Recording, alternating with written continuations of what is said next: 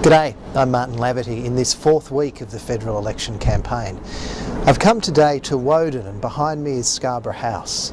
Scarborough House is the head office for the Department of Health and Ageing. It houses the ageing division of the department. In the next term of government, whoever is elected, there's still a lot of work to be done on implementation of aged care reform.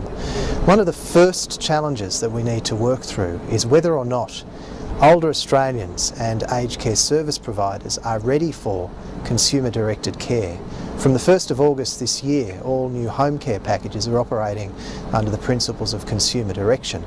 If you like, the CDC is just like the National Disability Insurance Scheme, where older Australians are able to choose the type of care they receive and work out the budget that they would like to have applied to their services. This is a radical change in the way in which aged care services are delivered in people's homes.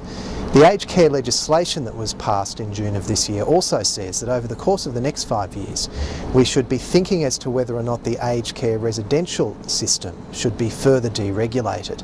This might mean that in the years ahead the federal government no longer rations aged care, it will no longer hand out aged care places and bed licences. Instead, the principles of a free market where older Australians are able to choose who provides their service and what they receive from that service is within reach.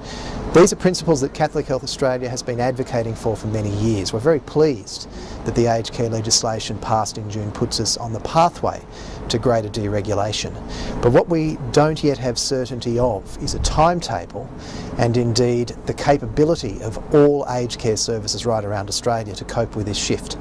So whoever is elected aged care minister after the 7th of September, we're saying that there is urgent work needed to prepare older Australians and the aged care system itself for this new approach to consumer-directed care. It's long overdue, but there's lots of work to be done.